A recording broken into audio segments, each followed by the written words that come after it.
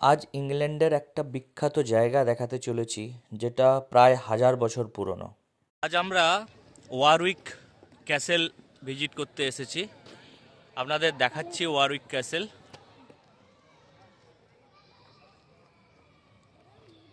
এটা হলো Warwick castle, বহু পুরনো একটা ক্যাসেল। আরও হিস্ট্রি পরে আলোচনা করা যাবে। তো আজকে আমরা এটা ভিজিট করব পুরোটা। চল আমরা আগে আগে যাই। This is the entrance of Warwick Castle. আমরা ঢুকছি, আরও বেশ কিছু ভালো ভিউজ দেখাবো। জায়গাটি এত সুন্দরই সাজানো, আপনারা দেখলে অবাক হয়ে যাবেন যে এটা একটা ডাস্টবিন। কেউ বুঝতেও পারবেন এটা ডাস্টবিন। আমি নিজেই কনফিউজ ছিলাম, ফাইনালি এসে দেখতে বুঝতে পারলাম যে এটা একটা dustbin. But really it's looks very nice, very nice.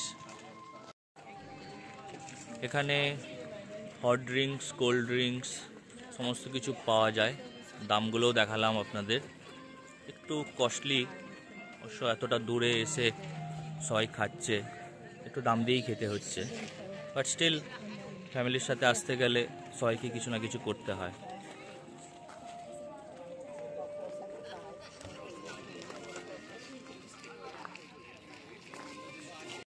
এখন আমরা সিঁড়ি দিয়ে এই ফ্ল্যাগ যেটা দেখা যাচ্ছে এখানে উঠতে চলেছি।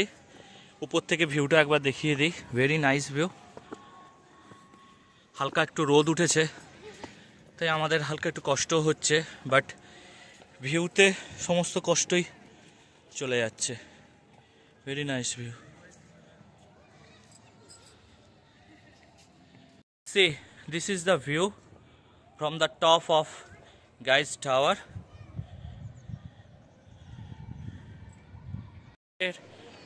একদম নিচে এখনো যাইনি, আমরা এখান থেকে বেরিয়ে আর একটা টাওয়ারের এন্ট্রান্সে যাচ্ছি। আশা করছি এখানেও বেশ ভালো ভিউ পাবো। Let's go.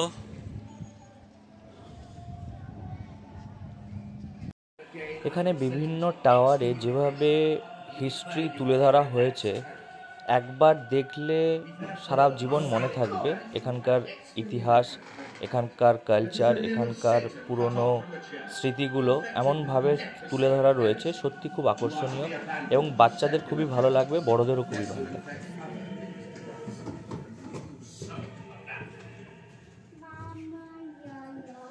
Very scary. ক্যাসেলের একটা আন্ডারগ্রাউন্ড সেকশনে যাচ্ছি। এতক্ষণ ওপরে থেকে নিচে নেমেছি, একটা আন্ডারগ্রাউন্ড সেকশনের দিকে যাচ্ছি।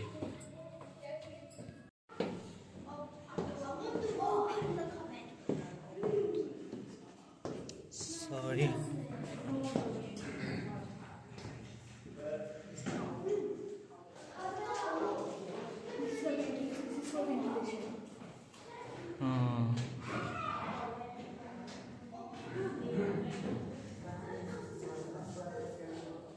এখন কিং মেকার শোয়ের ভেতরে ঢুকতে চলেছে।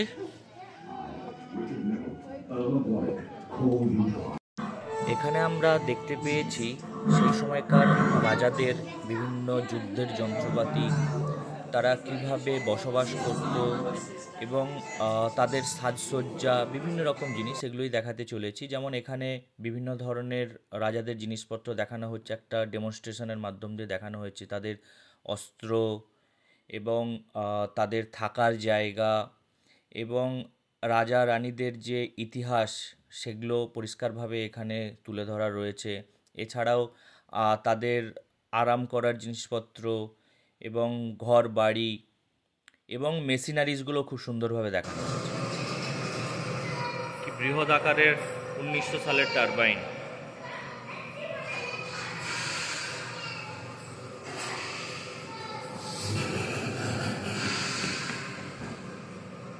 এটা গ্যাস ইঞ্জিন।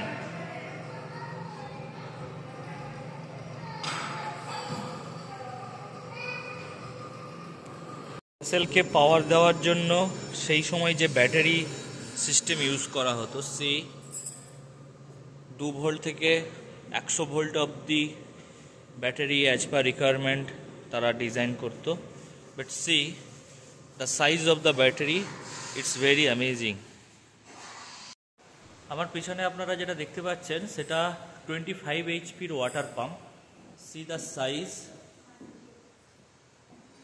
সত্যি অসাধারণ। এরপর আমরা যাই পিকক গার্ডেনে, যেখানে সত্যিকারেরই পিকক আমরা দেখতে পেয়েছি এবং সত্যি এর সৌন্দর্য অসাধারণ। ন্যাচারালি এরা যেভাবে নির্ভয়ে ঘুরছে এটা সাধারণত দেখা যায় না। এখন আমরা দেখতে চলেছি এখানকার একটা সবথেকে ভালো একটা ইভেন্ট, যেটা না দেখলে এখানকার ইতিহাস সবটা বোঝা যায় না। সেই ইভেন্টটাতে এখানে শিল্পীরা খুব সুন্দরভাবে নিজেদের অ্যাক্টিংয়ের মাধ্যম দিয়ে তখনকার রাজাদের কিভাবে তারা ক্যাসেলটাকে দখল করতো, কিভাবে এক রাজা থেকে আর এক রাজার আন্ডারে ক্যাসেলটা এসেছিল সেই সমস্ত দেখাতো। এবং এটা আমরা বেশ কিছুক্ষণ ধরে লাইন দেওয়ার পরেই দেখতে পেয়েছি এবং ভেবেছিলাম যে এতক্ষণ ধরে লাইন দেওয়ার পর কি সত্যি কিছু ভালো দেখতে পাবো, বাট সত্যি আমরা খুব ভালো এনজয় করেছি এই অ্যাক্টিংটা। এবং কেউ দেখলে বুঝতে পারবে না যে এটা অ্যাক্টিং, মনে হচ্ছে যেন সত্যিকারেরই কোনো যুদ্ধ চলছে। বিশেষ করে বাচ্চারা সত্যিই খুব এনজয় করেছে। It's really very good.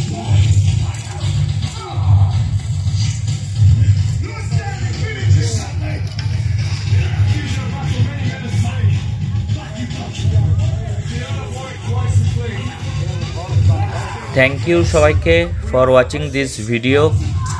এবং সবাইকে অনুরোধ করব আমার চ্যানেল সাবস্ক্রাইব করে দিন, লাইক করুন, আরও আপনাদের আশীর্বাদে আরও যাতে ভালো ভালো ভিডিওস আনতে পারি এবং অনেক কিছু ইনফরমেশান সবার সাথে শেয়ার করতে পারি। Thank you, thank you, thank you everyone.